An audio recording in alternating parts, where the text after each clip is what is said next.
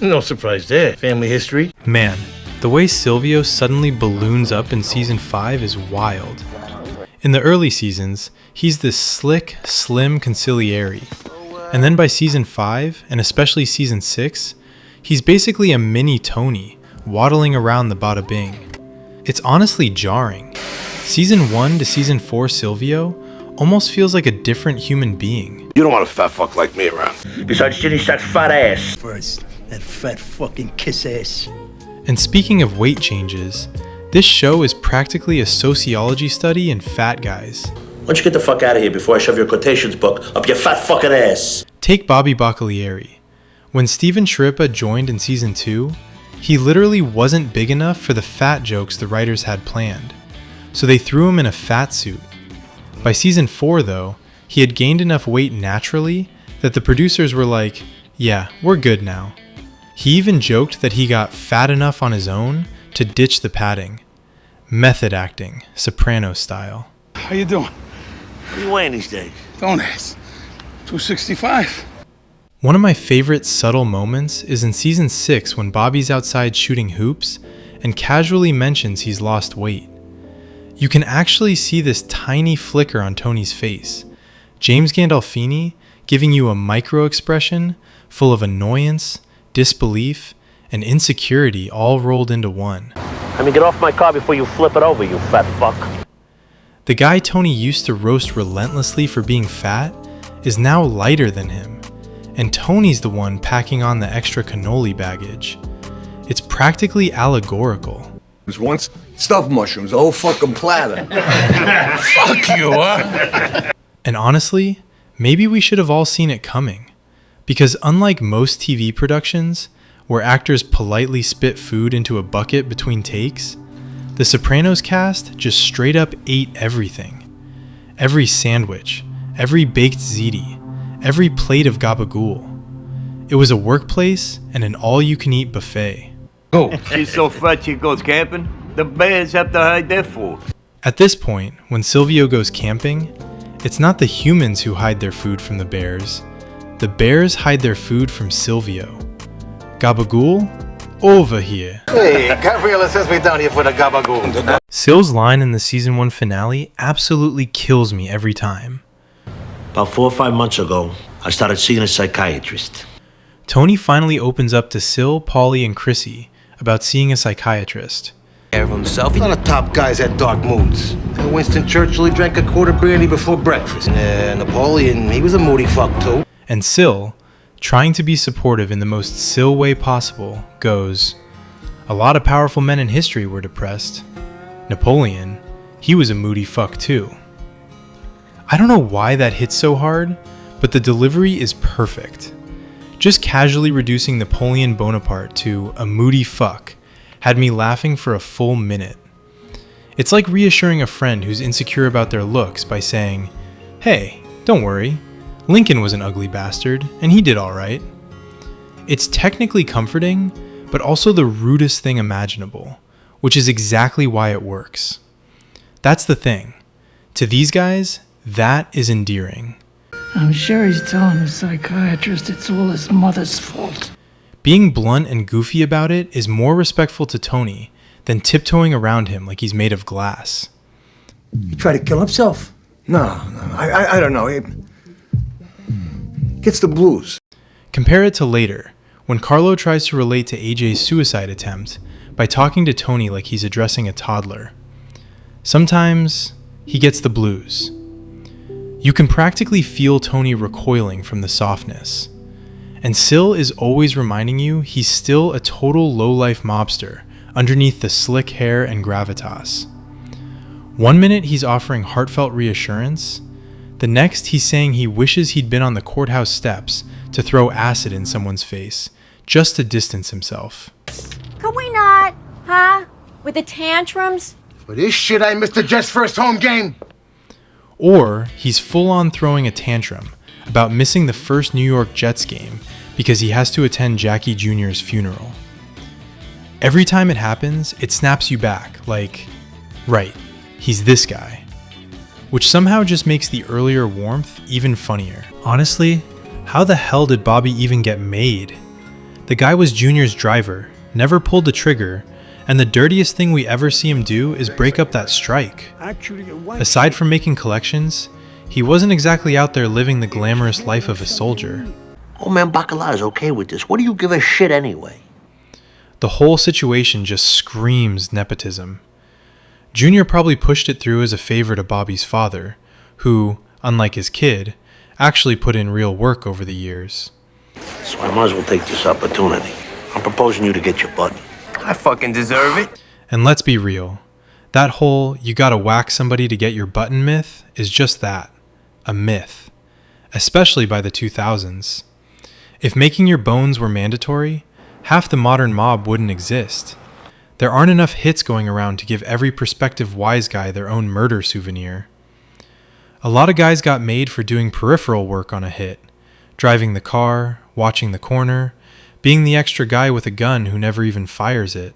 Now, Janice may not do that, but Bobby was with us. He's a made guy. Wouldn't be right. Plus, if the family really wants you in, they're not waiting around for you to ice somebody. They'll stamp your membership card anyway. And Jersey? Forget it. They'll make practically anybody over there. And the way they run the ceremony is a whole different level of screwed up. But the serious point stands. You didn't need to be a killer to get made. You just needed to make money, stay loyal, and not bring heat. By the 2000s, that was the whole formula. Paulie is honestly a terrible mobster when you really break it down. Sure, he's good at killing people, but outside of that, I don't think he was ever much of a moneymaker. He's a total crybaby, can't control his emotions, never knows when to shut up. Not one visit. Not even a fucking phone call. He was treating me like the ugly girl at the dance. And he'd probably flip on New Jersey the second New York dangled the right offer in front of him. It's a miracle he survived as long as he did. Okay, right now, you fuck! I'll leave you here, you cocksucker! The way he handled things with Chris is the perfect example of how immature he is. And I'm convinced Tony realized this on the boat. That's why he almost killed him right then and there. But honestly, that's what makes Paulie such a great character. That scene where Tony watches him laugh at the TV just hits different. The framing with the window pane makes it look like Paulie's behind bars, like he's trapped in a prison of his own making. He's got no wife. He's got no kids. No family, no purpose, no real relationships. Just an aging mobster with nothing meaningful left in his life. Or maybe, because it's Tony's point of view, those bars are Tony's. He's the one imprisoned, by paranoia, by his own mind. And he's looking at Paulie from the inside, almost envying that carefree, sitcom-loving simplicity. It's allegorical as hell. And honestly, if emotionally mature and well-rounded human being is your standard for a good mobster, you're going to be disappointed. Talk to me about what? Maybe Carmine Sr. fits that description. Maybe Sil on a good day. Jackie Sr. seemed pretty balanced in the head, just not so much in the gut. Johnny Sack might actually be the best example, but I admit I'm biased because the man truly loved his wife. If you hate it here so much, why don't you go to Da Giovanni? See if he'll cook you that bland shit for your shattered pancreas. The moment Arty fires off, why don't you go to Da Giovanni? See if he'll cook you that bland shit for your shattered pancreas. The look on his face is priceless. He's grinning at Tony like he just yelled checkmate in his head, even though he's clearly playing way out of his league. And Tony's pause? He's not even mad. You can see him thinking, alright, he's just being emotional. Let me handle this like an adult, who also happens to be a mob boss. They're trying to eat out there, and you come along with your corny jokes and your stupid stories. Just stay in the kitchen. Then he dismantles Arty with this calm, surgical precision that actually feels pretty reasonable given the circumstances. Because honestly, Arty is out of line there. Yeah, Tony eats for free, but Arty's been serving him the expired leftovers anyway, so who's really robbing who? That said, I love that little smug grin Arty gets after the line. Like he finally landed one after years of taking beatings life never stops handing him. What's weirdly sweet is how much Tony genuinely cares about him. Sure, that doesn't stop Tony from taking advantage of Arty. Tony takes advantage of literally everyone. But if Arty were anyone else, he would have been dumped in the Pine Barrens years ago. The guy pointed a rifle at Tony and lived to complain another day. Meanwhile, Tony almost kills Dr. Melfi just for challenging him in a therapy session. Your best friend's on table 12. It's not halfway heartwarming, it's fully heartwarming. Yeah, I used to go to school with a guy named Arty Buco. Arty really is Tony's only true friend. They bicker like a married couple, but always circle back to each other. Arty, thank Christ. We went to pick the kids up. The loyalty is real, and you get the sense Tony would never let anything truly bad happen to Arty. Even though the series ends with them not exactly on the best terms, you still feel like they'd be laughing over dinner the next week. Friend of mine from elementary school. He owns a restaurant. Arty is basically Tony's last link to whatever innocence he had left. The young, dumb, hopeful version of himself that only survives through that friendship. And lately, Arty's becoming one of my favorite characters too. The guy is a mess, sure, but he's also honest in ways the rest of them aren't. He's like an adult AJ, constantly reinventing himself, whining about how the grass is greener, chasing instant gratification, but with a beard net. And look, Arty has every right to throw a zinger Tony's way once in a while. He gets non-stop abuse from the guy. The only catch is, in the real world, mouthing off to Tony Soprano is a fast track to dying in a parking lot. But Arty somehow keeps skating by. Maybe it's because Tony loves him almost as much as he loves AJ. By season 6, Tony wants Paulie dead just for breathing too loud. But Arty? Arty can insult him to his face and Tony just sighs like he's dealing with a dramatic cousin at Thanksgiving.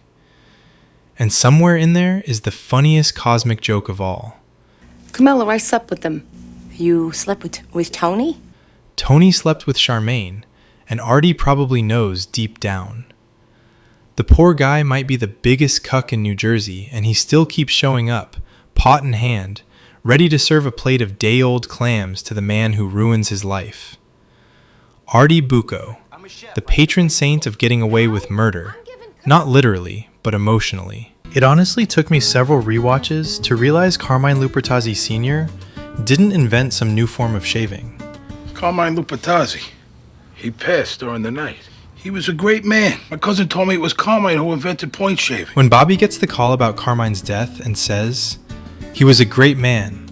My cousin told me it was Carmine who invented point shaving," I kept picturing Carmine at home, perfecting some hyper-precise razor technique. Like he was the Michelangelo of grooming. Point shaving. Extra sharp. Extra clean.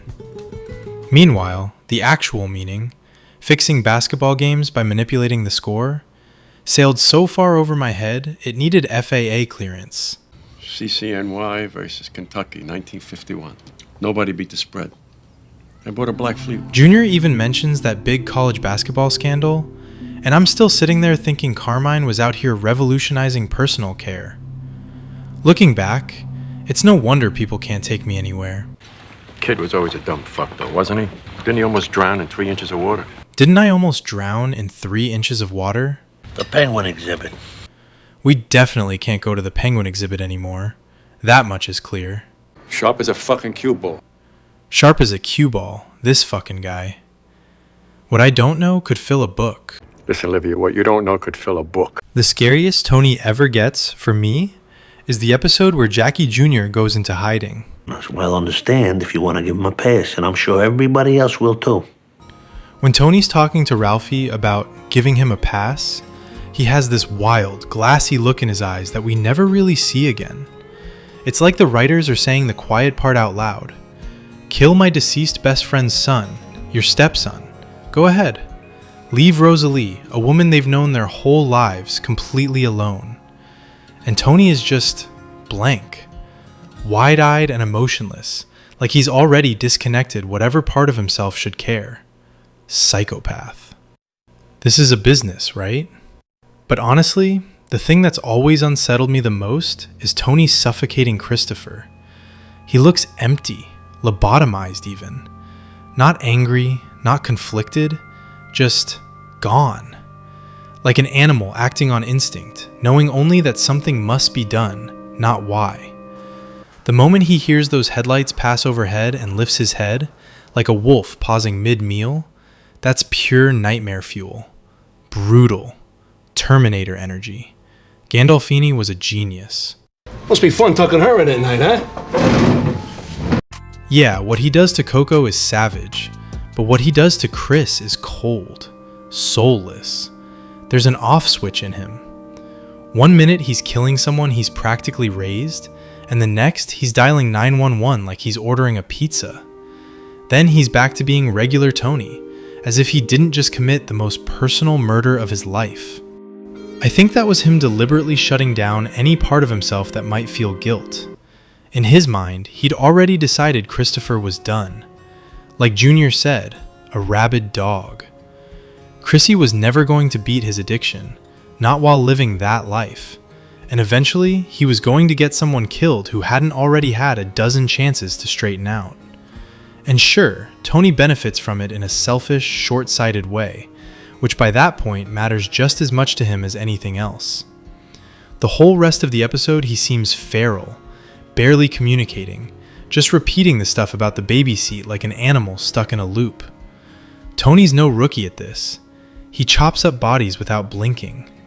Ordering Jackie Jr.'s death, despite the kid being his best friend's son, is light work compared to Chris. You know, I've always been loyal to you, T. What about her? Feds. One of the scariest Tony moments, though, is when Chris confesses about Adriana. Tony's almost gentle with him, until Chris mentions the feds. What do they know, huh? What'd she give him? Then Tony snaps into something ruthless and predatory. It's bad enough how I betrayed him already. It's wild how much affection he could show Aid, and then instantly turn cold the second he learns she talked to the FBI. Where the fuck is she? Where is she? Zero hesitation. Incredible scene. And honestly, I always read the Jackie Jr. moment the opposite way from most people. I don't think Tony wanted him killed. I think he didn't want to be the one responsible for letting him off, either. The look he gives Ralphie feels like he's nudging him toward the inevitable. I'll understand if you give him a pass. Everyone else will too. Who cares what they say? They don't have the balls to say it to your face. And he makes sure it's clearly Ralph's call. He disrespected you. Whatever you do, the one thing you can't do is blame yourself. Kid disrespected you. The one thing you cannot do, Ralph, you cannot do is blame yourself. The whole exchange is Tony at his most frightening, because he's not yelling, not threatening, just eerily calm as he steers another man toward murder. Even your mother treasures the memory of Vesuvio. I can't believe it took me this long to realize that the restaurant Vesuvio was straight up foreshadowing. Sovius. Gee. The name literally comes from Mount Vesuvius, the same volcano that blew its top and wiped out Pompeii, which, ironically, also preserved the place so well that half of what we know about daily Roman life comes from it being frozen in ash, like a time capsule of chaos. I've been into Roman history and the Sopranos for a decade, and somehow my brain just never connected the dots. I was rewatching the show, thought, Vesuvio is kind of an ominous name for a restaurant, and then the light bulb finally went off. Sharp as a cue ball, that's me. And of course, the song Carmela and Furio dance to, also called Vesuvio. The symbolism is basically hitting me over the head at this point. You know, Quasimodo predicted all this. Quasimodo probably predicted all of this. I mean, is it not fascinating that there's a quarterback at University of Notre Dame? You also got your quarterback and your halfback at Notre Dame. When's a fucking cathedral? What I love about the show is how it slowly strips the shine off the mob guys' relationships. In those first 2 or 3 seasons, everything felt alive and almost warm. You could actually catch yourself being jealous of how the crew hung out, busting each other's balls, wasting time together, acting like they'd die for one another. Replacing Vito. Guys respect you across the board. You've done real good with the ports. But as the series goes on, the ugliness leaks through. Suddenly, every interaction is tinted with desperation or ass-kissing because Tony's the boss, and everyone is quietly waiting for the next person to fall out of favor, or just fall. I wanted to let you know there's a major package coming your way from Paulie and Vito. Very significant. The Vito and Paulie subplot is the perfect example. These guys don't even want to give Tony or Carmela his share while he's on his deathbed. They're practically circling like vultures, hoping they won't have to pay up if he dies. Then the instant Tony recovers, they panic like kids caught stealing from the cookie jar. Paulie especially. It's hilarious, but also pathetic. It's cringe comedy wrapped in moral rot. Oh, we just found out insurance won't pay for physical therapy. And it really vindicates Carmela. All her fears about being abandoned if Tony were gone turn out to be completely justified, though she never gets the satisfaction of knowing she was right, and Tony never suspects a thing. Listen, Tone, that package from Vito and Paulie, I have to believe that there was more there. What makes it even richer is that Carm sees right through them. She plays polite in the moment, but she clocks the elevator exchange, and later tells Tony she knows they skimmed. Abandoned you. For Christ's sake, Paul, you know what your problem is? You go around and pity for yourself. Meanwhile, Tony, of all people, becomes the moral compass here. For all of his monstrous flaws, he actually takes their so-called family structure more seriously than the rest, helping Angie, considering giving money to Vito's widow, doing the bare minimum that the others can't be bothered with. Walking alone again. What, I'm gonna wait for Vito? Hour and a half to think I dumped that guy. This most recent rewatch is also where I finally understood the Paulie hate. He really doesn't have many redeeming qualities, and he'll sell out anyone if it suits him. But you know, the heyday, the golden age, or whatever of the mob. It almost feels like the writers realized at some point that they'd made these guys too likable early on, and then had to course correct hard in the later seasons. I can't pinpoint the exact moment, but there's a shift where all the camaraderie starts rotting from the inside. Maybe it was always there, and we just weren't shown it yet. Or maybe everything really did get worse as the world around them crumbled, and the future of the Mafia looked increasingly bleak. Either way, as Tony becomes more miserable, the whole glorified crew does too, like Sun Tzu in reverse. A good leader is supposed to be steady and benevolent. Instead, these guys spiral into paranoia and petty ego trips, and 2/3 of their conflicts end in torture or murder because someone's feelings got hurt. What do you think? When did the crew's mask slip? Drop your take and subscribe.